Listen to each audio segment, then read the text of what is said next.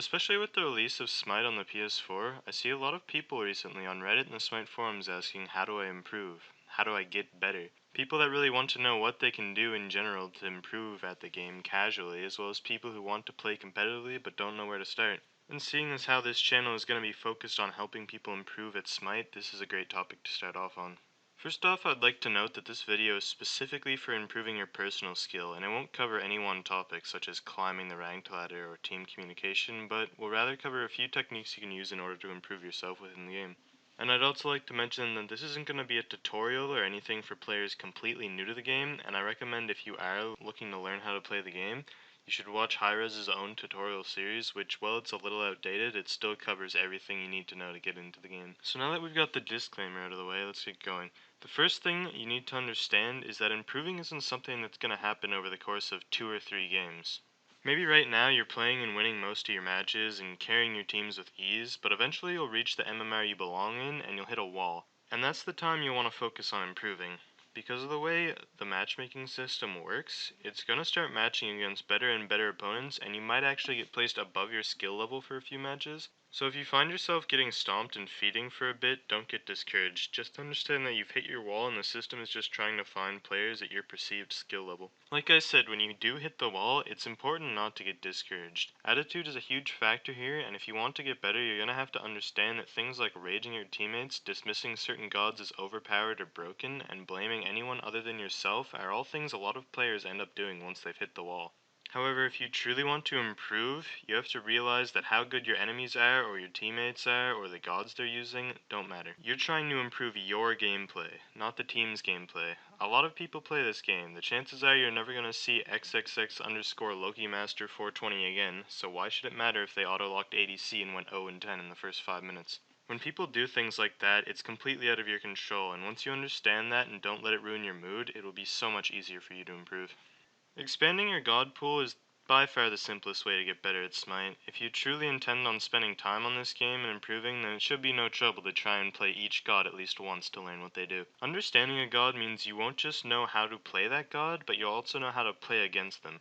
Forget completely about maining a certain god or sticking to a certain role. If you're playing the game to get better, you don't want to limit yourself to just 1 or 2 gods, because once you get up into higher level play, you're going to be expected to not only have a working knowledge of multiple gods in every role, but also have a majority of the gods mastered as well. A big thing I find a lot of people don't understand is that god select is a huge part of the game, and in a lot of cases can decide the outcome of a match.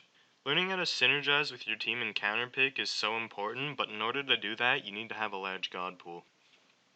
Knowledge goes hand in hand with getting better at Smite, and if you're just blindly practicing, you aren't going to get better as fast as someone directly trying to improve.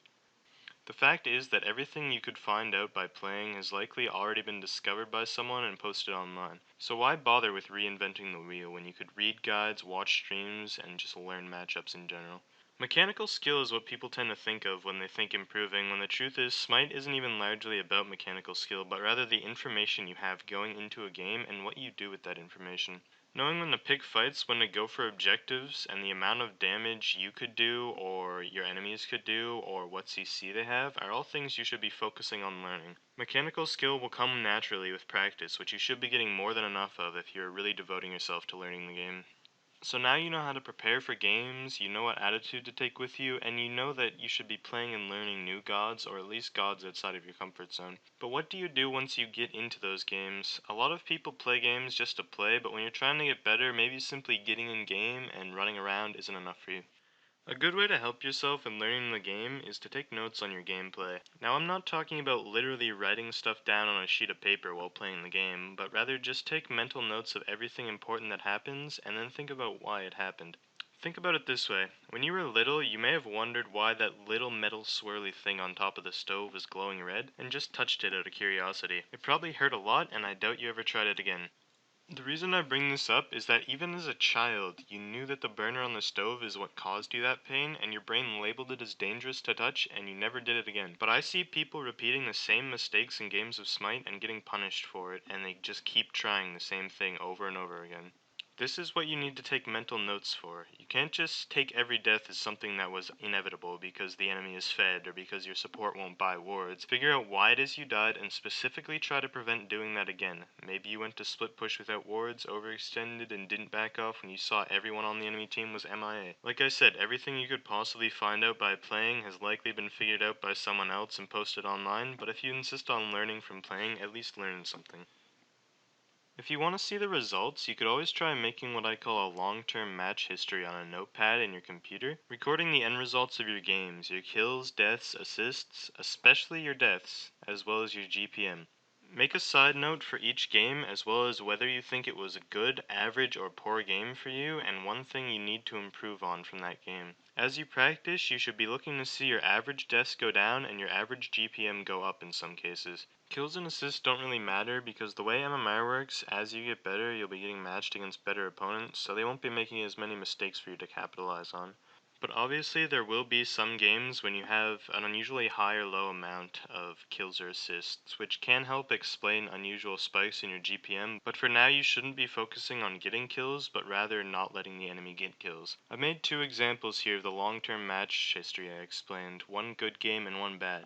I have the god I played, my KDA, and my GPM, and beside each stat in the square parentheses, I put my current averages for the stat and listed how I did in that game and one thing I needed to do that I didn't. Wins or losses don't matter too much unless you're playing duel, because obviously you can't control the outcome of every single match, and right now you're just working on personal improvement.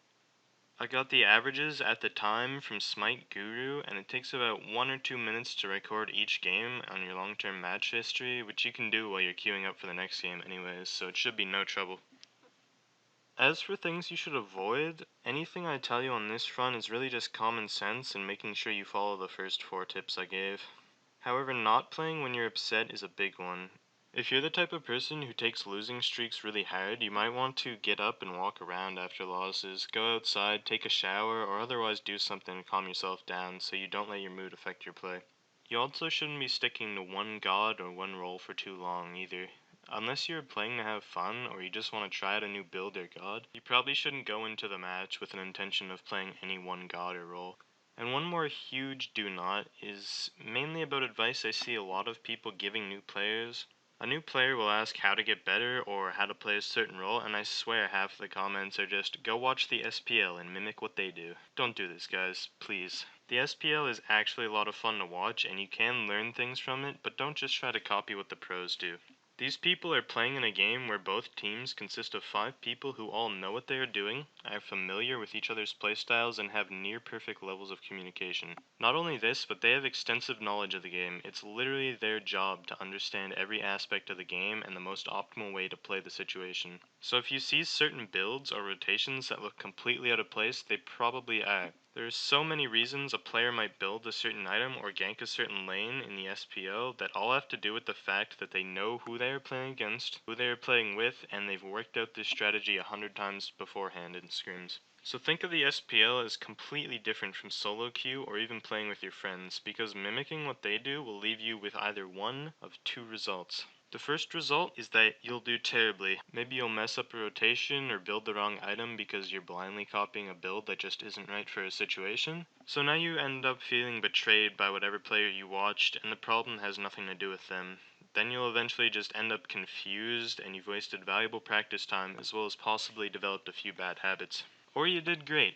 And this is actually the most dangerous outcome because this will lull you into a false sense of security more often than not. Somehow your build ends up working.